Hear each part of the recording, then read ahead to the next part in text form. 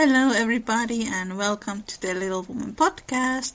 Today's comment shout out goes to Sinan, who says, quote, I never thought Amy burning Joe's book was a good thing, but Jo March at the time doesn't treat Amy with respect. She belittles her, and I think that hurt Amy a lot. I always thought that people criticizing her being self-absorbed wasn't right, when her self-love is actually her self-defense mechanism, like, if nobody should ever love me the way they love each other, I shall still be there for myself and love myself. I think she had the fear of not being loved by Jo because they constantly argued. Louisa herself seemed to envy her sister May, but even though they were at odds sometimes, Louisa and May still loved each other. That is the same with Jo and Amy. End quote. It is actually really strange how most Little Woman adaptations include the part of Amy burning Jo's manuscript, but they never include the real reason why that happens. In the book, it is actually a result of Jo bullying Amy for the longest time. She makes fun of the way Amy speaks and pretty much everything that she does. Amy haters really should look into the mirror. That is all I say. This episode is all about May Alcott Nieriker, who was Louisa May Alcott's younger sister and the real-life Amy. I am joined by a very dear Little Woman fan, all the way from Mexico, Jimena, and she has studied May Alcott's life and art, and is here to talk about her. Louisa and May had a pretty similar relationship to Jo and Amy, and what I think it's really interesting, and something that I think people don't pay that much attention, is that they seem to have become a lot more closer as adults. Like, for example, they made a trip to Italy together at one point, and you don't travel to a very long trip like that if you hate the other person.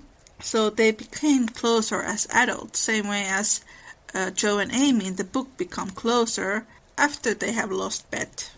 And in the book, Jo and Amy never argue about Laurie, which is the impression that you get from many adaptations. She envied Amy's and Laurie's happiness. Louisa May Alcott also seemed to have envied her sister, and if you have listened to this podcast before, you know that it is actually ridiculous when people say that Louisa May Alcott hated marriage or that she hated men or whatever. In her journals, Louisa writes how she envied her sister's life when May got married and became pregnant. She also wanted to get married and have a family. In these journals, she sounds very bitter. Quote, why one sister gets everything and the other nothing.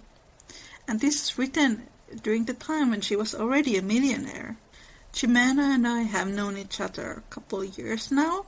She has some really good analysis on Little Woman, and she has a blog on Tumblr called The Other Art Blog. And since we are going to talk about art and painting in this episode, if you would like to see some of my Little Woman themed artworks, you can head over to my art shop/gallery. Links are in the description. I have some Jo and Fredrik artworks there and Amy and Laurie artworks. This is Small Umbrella in the Rain, Little Woman podcast, Life and Art of May Alcott Nieriker.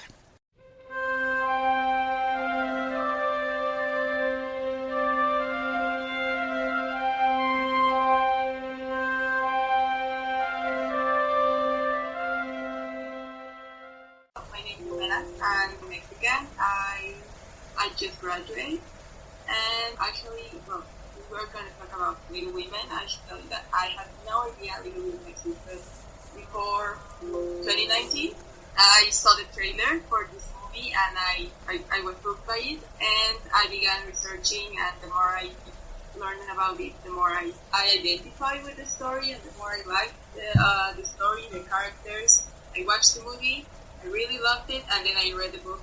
I didn't like the movie that much. I've been searching, talking with people like you, Niina, about it.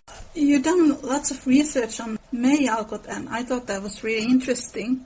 Writing a lot about Amy. I think Amy is still very underappreciated, so I really enjoyed reading your stories. Yeah, I think it has to do a lot with how we see these kind of girls who are, especially blonde and they are very feminine, and right now popular culture has transformed them into these brainless, boring, selfish people. And fortunately, I think Amy gets into that. But I think also because Amy, everybody says that she's very vain and that she's very selfish, and really, yes, she can be, and she knows she can be, but she also always tries to improve herself. So I don't know, there's so many passages where you can see that she's really great and she's very selfless, and I don't know why people don't get that.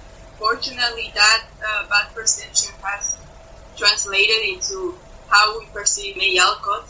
We think she is exactly like that. If she was exactly like that in real life, she was very independent, she was very straightforward in what she believed. She defended as much as her family, she defended anti-racism ideas, and she represented women. You know, people have often said that she wasn't as feminist as her sister, and what I found is that she may not have been active in the suffragette movement, but her fight was about giving women the opportunity to have artistic education as much as men. That's also a very important fight in the book. May also published a book for young art students. For yeah. women. I haven't read it, but I have read articles that talk about that. It was actually the first travel guide that was focused on artists, and she focused on women, and she actually got a critic about that. It's a small book, but she published in 1879, and it actually Louisa helped her because her publisher published May's book, and it's a great guide because she even criticizes the system, and she criticizes, for example, the Académie de Julian. It was a very prestigious institution. She said, yeah, it's a great institution for men, but for women, I mean, they're gonna charge you double, and they're gonna teach you half the things that that you should know, because at that time women weren't able to study from live models, especially male. That was out of the question because they will get perverted or something like that. And so she recommends other studios where she studied. She studied at Monsieur Group studio, and that studio allowed her to have this training, and that's where she produced her masterpieces. That is so interesting. And you yourself, you are an art history student. Well, not yet. I study international relations, but I've always liked art history. Oh, no. I say it since I was in high school.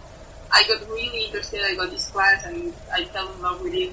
And I've been studying about it. It was really nice. I think that's why Amy caught my attention so much, because she's the painter. Would you tell a little bit about May's exhibition in the Paris Salon? That was really an honor. I mean, to exhibit in Paris Salon was like the best thing that could happen to an artist at that time. It was an institution that at first it started like a small thing in Paris, and then everybody wanted to be there. And so the fact that a woman from America, was able to exhibit not once or twice was incredible. In 1877, she got in a still life. She was so excited. She was writing to her family about how she has sent it, and she actually does she tells us the whole account of that day, of how many paintings were getting in and people. It was a very important day in Paris. She's very humble, and she's like, I don't expect that to get in. And then later she learns that it got in, and that not only it got in, when she saw where it was placed, she realized that they placed it at eye level, or almost at eye level, which was even more amazing because it could have been placed at the top of the building, at the top of the wall where nobody could see. But the critics, they thought that this painting was worthy of attention. So she was very excited about that. And then in 1879, when Little Women was first published, May had done the illustrations for the first edition. And she was very badly criticized. This is actually something this is how the novel The Other Alcott starts, with her being so frustrated by this, and instead of that like discouraging her, it was like another reason to keep studying. And so in Paris, where she got into Cook's studio and she was able to study anatomy, her masterpiece is La Negresse. Yeah, it's a girl it is a black girl who is it's just a portrait, and that also got into the salon. And it's funny because 10 years before she was being criticized for her anatomical drawing, and now her portrait was accepted. And wow, that is impressive. Yeah, it is.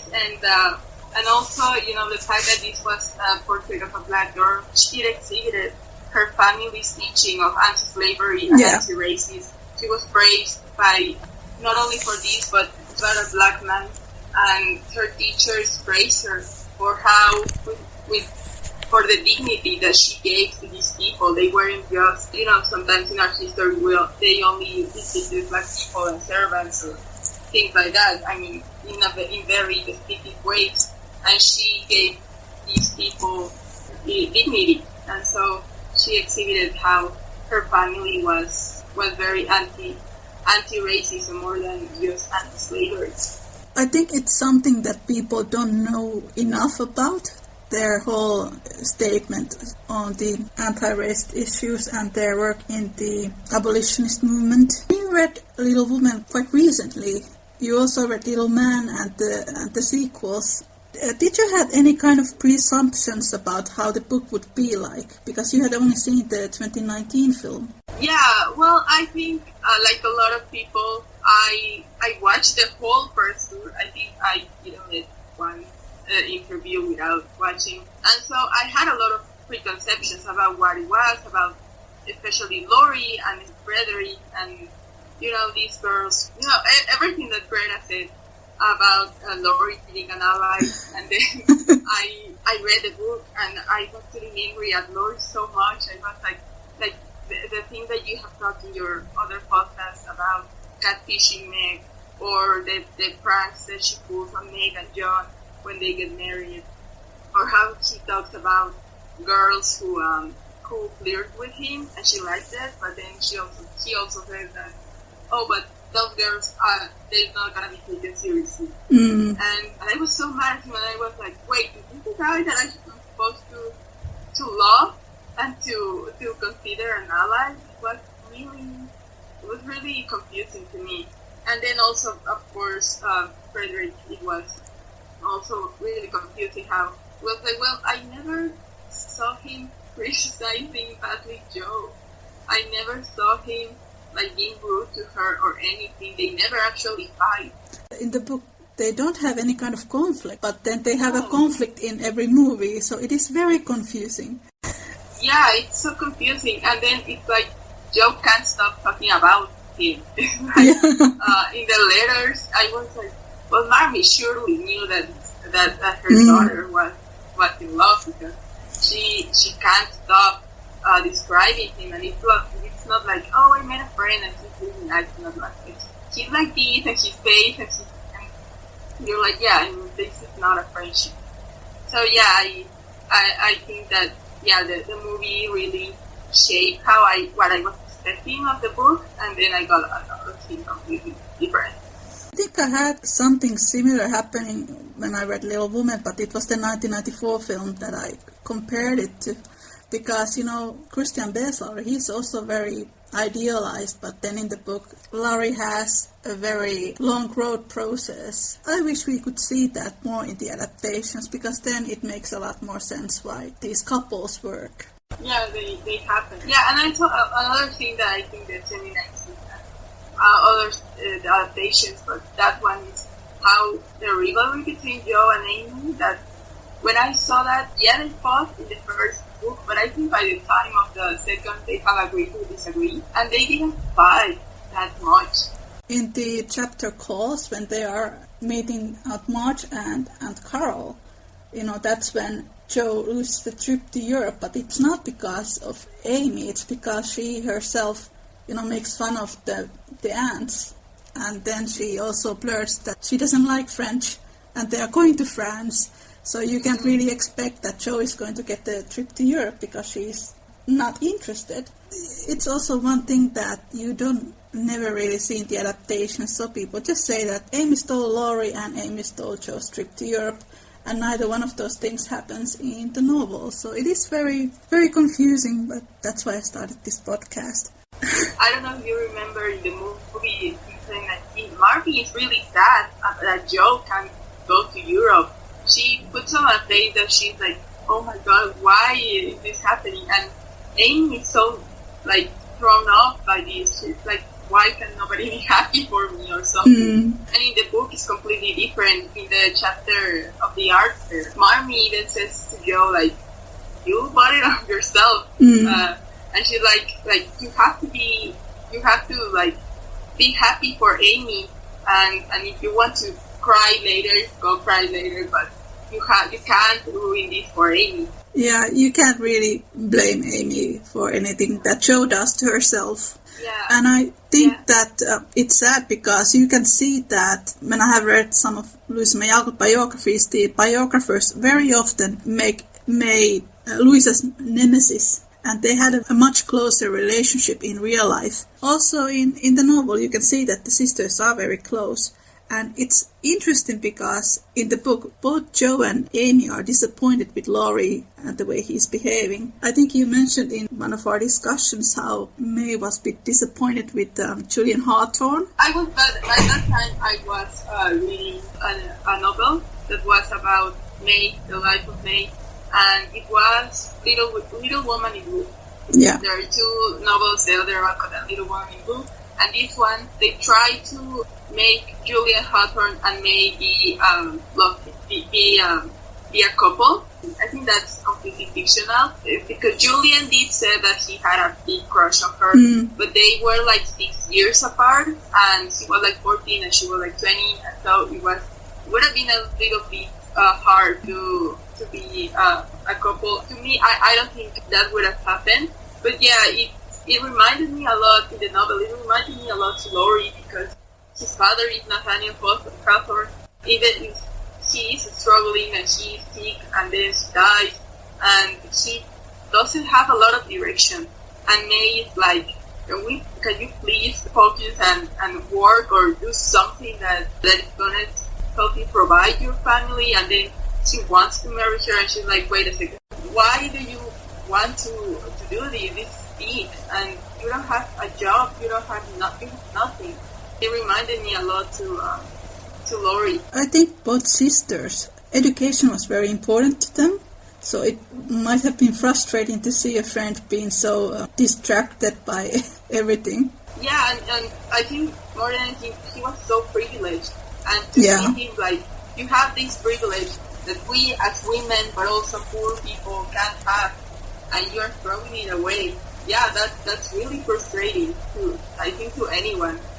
But yeah, to Jo and Amy, that was a big thing. And also because it's not like he couldn't do it. Like, he graduated with honors. He recited the last generation. And I love that thing. I love that Laurie was able to do that. And Amy tells him, like, you can do it. It's not that, like, you're not stupid. You're able to do it. So it's really a matter of willingness that you don't work. Yeah, there is the chapter called Lazy Lawrence, and it's also the one where Amy really inspires him to try to do something with his life. That's how Laurie becomes a man. And it is a theme that Louisa May Alcott repeats in many of her novels. She always makes sure that if the woman ends up together with the male character has to work for them, but also the female character also has to do something to inspire them. She always is looking for this perfect balance. It makes Little Woman a very modern novel in that sense. I also really liked the article that you wrote about the importance of brown-skinned Laurie. We've had a very long discussions in the Little Woman discussion group about these complicated family relationships that Laurie has and older Mr. Lawrence. Yeah, that family really has bad luck. I mean, for all the money, all the privilege that they really have lost so much. And yeah, the thing about brown skin Laurie, I think a lot of people, like, because it's only mentioned once, a lot of people forget about it, but it's so important to know that some people say this story is so white, and it's like, well, it shouldn't be. You have Laurie, and also it may, you have the discussion with German immigrants, and you have a lot of this emphasis of Laurie, for example. He doesn't, why would a boy who's so privileged be friends with these girls, and just doesn't fit either, and that's why this really nice friendship. But yeah, brown skin Laurie is something that I've come to defend, and I come to like really try to found like even like, okay, who would you cast in this role? Because it's really important to know that people in the North, even though they were against slavery, they weren't anti-racist necessarily. I have my theory that maybe that was one of the reasons why Mr. Lawrence didn't like Laurie's mother. He might have changed his thought in the process, but yeah, it's really important because Laurie is also not in a position. She's in a position of power. He's not the servant, or he's not the poor foreign friend or something like that. He's gonna be one of the richest persons in Concord, maybe in Massachusetts. When Amy says to him, to tease him about Fred being richer than him, it's like it doesn't happen very often, and so that makes him get jealous. And so, he really has privilege, and he's a person of color, and I think that's important to portray. Unfortunately, every adaptation, they get the whitest actor at the moment. It's really important. I was thinking what you said, because the book, it doesn't really give any actual explanation why the older Mr. Lawrence rejected the marriage between Laurie's parents, but that makes a lot of sense if he had some kind of personal biases against Italians during that time, and there was lots of xenophobia against Italian immigrants. Italian, like we were talking just yesterday, they had a really negative preconception about people being too much. They are very expressive, and they can be a little too much, and they can be a mess, and it's like, as a Mexican, I think like, yeah, that's some of the things people say about us. So yeah, I relate to that, and it's really fortunate that those preconceptions are still today, and the Italians, not only in America, but also in all Western Europe, they still have these stereotypes. And I think, this is all my guesses, but I think the Italian aspect had a lot to do. Maybe the color of the skin of Laurie's mother, maybe the religion. If she was Italian, I think it's fair to assume that she was Catholic. Maybe. You have talked about in our Discord group how we were trying to figure out where is that granddaughter that Mr. Lawrence lost, and maybe this was Laurie's father. This was her second wife, and so maybe that also has a lot to do. Maybe. It's all speculation, but the book doesn't really give you an answer when it comes to this. It is fascinating. Louisa May Alcott, the all Alcott family and the Transcendentalists, they were they believed the idea of the universal family. And of course, Louisa loved Germany, so of course Jo marries a German. In Rose in Bloom, one of the female American characters actually marries a Chinese man.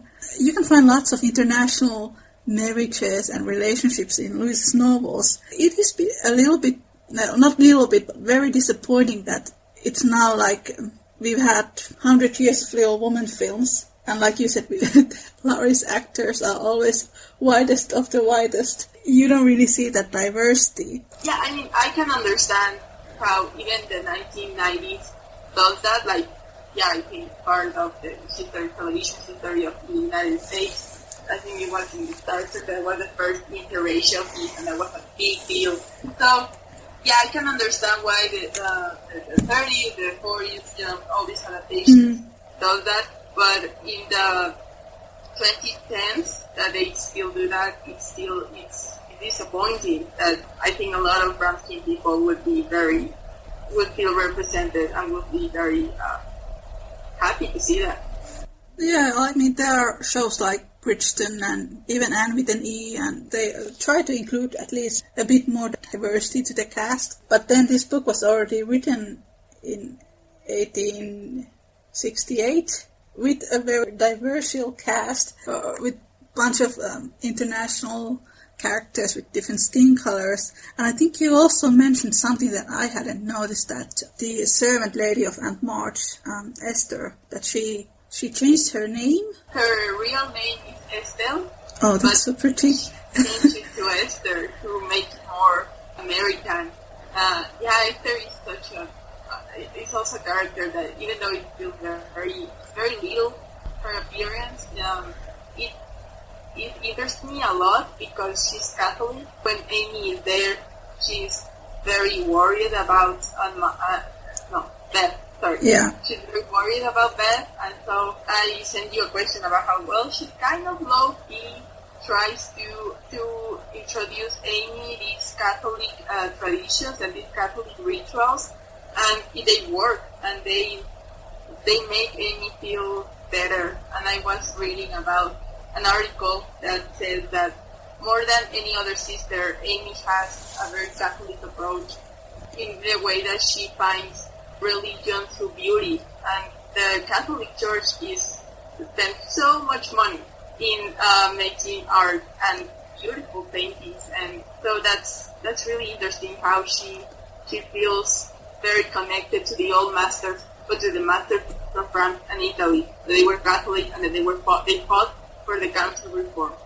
That makes a lot of sense because Amy, she's a very visual person, and she's inspired by all things that are beautiful. And I think it's even mentioned in the first book. Even though she didn't have a lot of things that she owned, she always tried to work with the things that she had and make it more eye-catching. Yeah, I think I was just reading yesterday a few quotes about Amy, and when Mr. March comes back and all the girls are there, and she's waiting patiently for her father to compliment her because he's going through all the girls and he's seeing the improvements. And she says, "This is my girl who can make everything more beautiful." Mm. And yeah, I think someone in Tumblr or somewhere I saw that they say, yeah, we need those kinds of people that can turn something that might not be very nice, and they can turn it into something very beautiful. Yes, we do need them. It was interesting about Estelle, and then there is a other French character. It's the little Tina in the boarding house who is placed with Fritz. There are some French characters as well, but they are not as much talked about as these Italian and German characters. What we have talked previously in Discord, that the Alcott family had no problem in maybe if there's a church that is Catholic, well, it's not a problem. It's not like, because from what I've read, Massachusetts was a very hostile place for Catholics, that even they forbid it. So the fact that the March family, the Alcotts, didn't have a problem with that, I think also makes them different and makes them much more tolerant than everybody else. Like on March was like, okay, you can to Estelle, he said, okay, fine, you can be Catholic, but you're gonna change your name. Well, Anne March, I think she's a product of her time, so we can't really say. But yeah, it's the March family are much more tolerant. Yeah, I think the difference that people don't really understand between Joe and Amy is that if Amy is someone who tries to make things more beautiful and more aesthetically pleasing, Joe doesn't really care about that. And it's like she's more interested on the way things are, that the things are real and raw. There's this scene in Little Woman where when Joe enters to the boarding house and she sees Friedrich eating and he's like shoveling his food, and it's really funny because Joe says that Amy would totally turn her head away, but she thinks that he's handsome and masculine when he eats.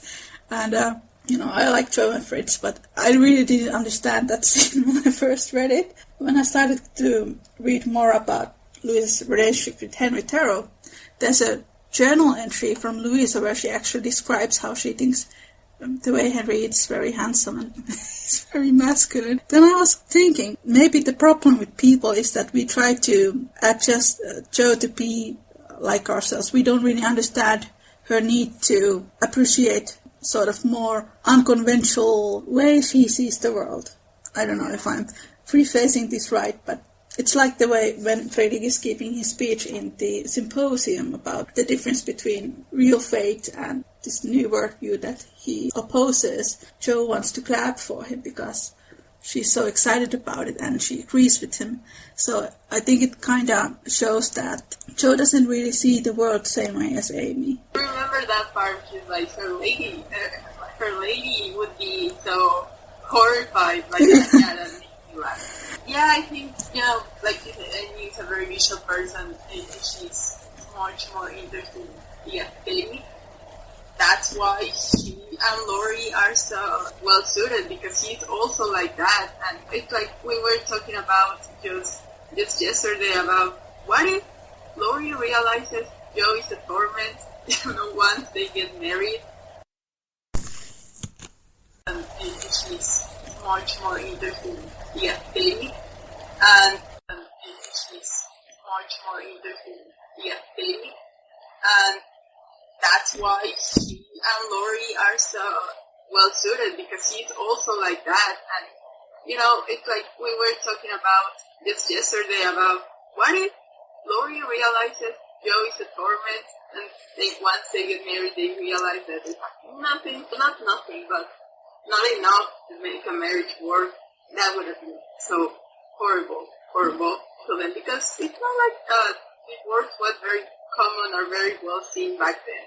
So yeah, I mean, and Jo, she's much more interested in the ideas of Fredrik, and that's part of the symposium. I have to say, I have reread it a few times, and I'm like, the more that I read it, the more that I like Fredrik, because you realize then how much he belongs in that family, because he, in a room full of people that think completely opposite to him, she didn't just stay quiet. She speak up and she said what Jo wants to say even, and that's why she loves him. Yeah, I think somebody said that's the moment where her crush began transforming into love, her being really in love with him. When it comes to sort of tender masculinity in Little Woman, it's like you said in that chapter where Laurie's composing the opera, he's trying to picture Jo as a princess, and it doesn't work because Jo doesn't want to be a princess, and Laurie knows that. And then he's like, oh, that girl is a torment. And I was thinking, like, well, in that relation with Amy, then it brings out Laurie's tender masculinity. But then when he's with Jo, it's the opposite, because they kind of start to bring the worst sides of each other. And it's not always that pretty. Yeah, they really, like you have talked about it, and they even get into behavior that is toxic. And it's like this thing that I was saying before about them criticizing girls for being. And then Laurie has a whole thing going on with a girl who's called Miss Randall. I don't know if that's really her name, but that's how they call her. And she sends her flowers and she's trying to flirt with her, and she never reciprocates the relationship. She even gets engaged, and she doesn't care about Laurie. In a way, she could see that he wasn't being serious about it, which is funny because that also happens a little bit similar with Nat when she's in Europe, that she's sitting with a girl and she knows Daisy is back home, and so she's not really being serious, but she's still doing it, which is that it's very common in male characters, but it doesn't depict a very good behavior. Yeah, no. Well, Laurie and Nat, they are both written to be a bit flicky. With Nat, when he was in Germany, he was caught into this life that was very unfamiliar to him. He was very, very lost when all of it happened. He behaves like he cannot control the situation. He just goes with the flow. But then at home, Daisy is waiting for him. And also he has a constraint of money, and Laurie didn't have that. Laurie Yeah. didn't waste as much money as he wanted, and that's why she goes 6 months doing nothing and wasting time and wasting. Amy says that she prefers to be pampered by people who are unworthy instead of being close to hardworking people. I think that was a good thing, that she was restrained by money, and that's why he wasted too much money. That forces him to think things twice. Laurie didn't have that. Yeah, they both need a direction. It's a nice comparison to Little Man, because Nat was accused from stealing money, and during that time Daisy was the one who believed in him. So Louisa kind of repeats the same story in Joe's Boys, because when Joe and Fritz said they all hear these worrying news about Nat, but Daisy always keeps believing in him. I was gonna say that. Yeah, Laurie also is like, don't worry, she's gonna wake up. She's going around, but don't worry, it's gonna be okay. I think she has faith also in him. Yeah, I think Amy, I like that chapter when she, taps his hand and said, "You're not being as productive as you could be." When he goes to Vienna, it's, those words, they come to his mind when he's trying to compose, and then he rips over this opera that he has been composing, and he says, I'm not going to be a fool anymore. I'm just going to do some honest work. I think those were his words. Do some honest work. And then he goes to work for his grandfather. Yeah, I once read a blog where they said that Amy sort of, when she says she doesn't have genius, she sort of pulls Laurie to that also. And so, that's why she stopped composing. Really, I don't remember, I think you said it, somebody else in Tumblr, that, Laurie never really shows any sort of dedication towards music. He never really, sit down and study actually music. He wants to be he's like a fighter. He wants to be a boy. I want to be an astronaut. And then you don't do any work, and you expect to be an astronaut. And he was that with composing. She gets bored about that. She realizes that she doesn't like that. And she starts creating earnest work. And that's what growing up is about, I think. And the fact that people don't understand it, it's really frustrating. Because I'm like, he's maturing. Be happy for him. He's finally realizing that he has to be a productive member of society. When there are characters who are born with money, Louisa is always very critical about them. In Louisa May Alcott's novels, a lot of time the unhappiest people are the rich people. It's actually quite interesting. But I think what Louisa is trying to say is that you can only feel fulfillment when you do the work that you enjoy. But of course, Laurie doesn't have experience of that. And I think that actually might be one of the reasons why he sort of becomes a bit obsessed about chasing Joe, because it gives him some kind of meaning. Then he realizes that it's actually not a very healthy way to fill your time with. Yeah, and also I think it has a lot to do with how privileged he is, that he has everything he wants, and so when somebody like Joe says no, he can't take it, and he has to learn it the hard way, that he has to let her go, and that's a fundamental part of his story, and it's not in the adaptation, but that part when he goes to Vienna, Louisa, I think she even describes that he goes to the church and he's very sullen about it, he's letting go that part of himself that he chased for so long. He's very serious about it. One of my favorite screen Lauries is the Laurie in the 1978 series, and I think the reason why I like that, because it spent a lot of time showing Laurie's relationship with his grandfather and how complicated it is in the beginning, and then they grow to understand each other and even build this very warm relationship in the end. Because I always liked that scene in the book when older Mr. Lawrence said that, I'm going to Europe and you should come with me.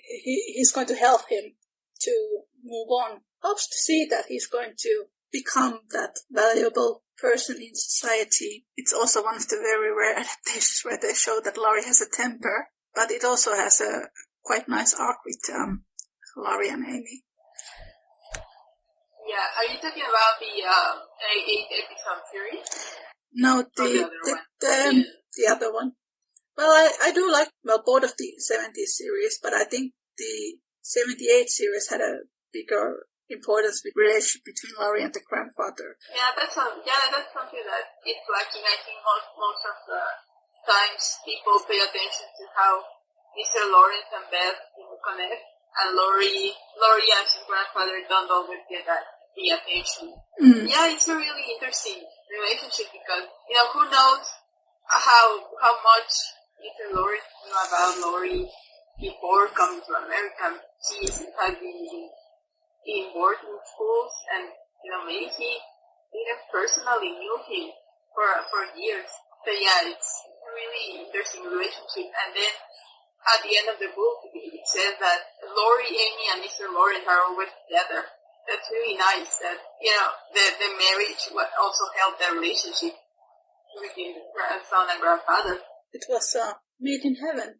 Yeah, I really like Laurie's and older Mr. Lawrence and how they sort of come together with these strange circumstances. But then you can also understand why Laurie feels so very lonely, because he feels that he doesn't want him there because he lost his son. And it's really sad when you think about it. Yeah, because I mean, not so much. I think Mr. Lawrence, like on March, they are both cranky because all the losses they have had to endure, and that's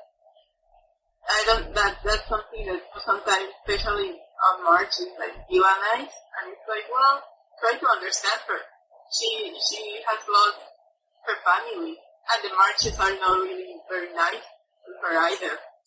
Yeah, that's true, and I think Amy is really the only person who she starts to develop some kind of a warmer relationship. I actually think that Aunt March, she's more herself in Joe than in Amy, and that's why she's so hard on Joe. But I think with Amy, she sees the potential. Yeah, I think on March, I think you can see the fact that she left her the house, that, it's not, even Joe says that she had been unkind to her, but Aunt March loves her anyway. And she kind of regrets what she did in the past. And because on March, even though she can be very harsh, she also has moments where I love when she says to John after the wedding, she says, "You have a treasure, and you should see that you deserve it." And so that shows how much this woman loves the girl. She might not have liked the marriage, but she knows Maggie's happy, and John has to work to be worthy of her. People who are very against the novel often say that, Aunt March married for money, and she wanted everyone to marry for money. Then, if you read the book, Aunt March married for love, and and it's interesting because her husband actually was written to be a lot like Frederick, and it's quite funny. And Joe even describes how her uncle had a big library and he liked kids. And then Aunt March and her belated husband, they lost their child. So she married for love. And then she was very cranky and sad and alone when she lost them. Yeah, and I think even if her parents arranged the marriage, it's not like you have to hate the husband that people choose for you. You can actually fall in love, and you can actually form a really nice partnership. And whether she married for love or not, she did ended up loving him. She misses him and her daughter. And at first I didn't saw that, because there are so many details in the book that you can quickly forget about. And yeah, you pointed it out in a post, and I was like, oh yeah. It was a little girl, and maybe that's why, when the Marches lost everything, she was like, well, maybe I can take care of one of them. And the Marches are very angry at this. They're like, how dare you? We are going to stay together as a family. maybe she was lonely and she was like, well, I can take care of one of these girls and give her a nice life. And Aunt March is happens a little bit like what happened with Amy. People think they have to have villains in the story, and it's like, well, not really. These are all family, they love each other, and they are complex, but there's no villain. I don't think Aunt March was particularly wealthy when she was younger, because, it is mentioned that before the incident where Joe's father had to resign because he took a black child to the school, the family was a bit wealthier. They weren't so incredibly poor like they are in the book. I guess they were more like in the middle class. I just always assumed that Aunt March married a wealthy businessman. But once again, this is more of a speculation because you don't really get that much her background story. But, marrying for money turned out good for her, so of course she wants the same for her nieces. Yeah, and especially I think she had a lot of hope for Meg, and then that's obviously the award. I think in a way, she unconsciously pushed Meg to jump, because when she goes and she settles the question, and she pushes Meg, and she's so angry, and she was like, well, you know what, yes, I'm gonna marry him. Then she knows Joe is not gonna do it. Beth is sick, and so it's like, well, Amy feels like a good option. And even then, she never tells her, like in the 2019 that Aunt March is like, she tells her, like, you have to get married. Well, that doesn't really happen in the book. She did, that was her intention, but at least that's not a conversation that actually happens in the book. Yeah, that's true. I had lots of problems with the March in 2019, Phil. But it's so funny in the book because the chapter where he doesn't propose, he just confesses Meg that he's in love with her. The chapter is called Aunt March Settles the Question. Thank you so much for listening. Jimena and I continue our discussion next week. Take care and make good choices. Bye.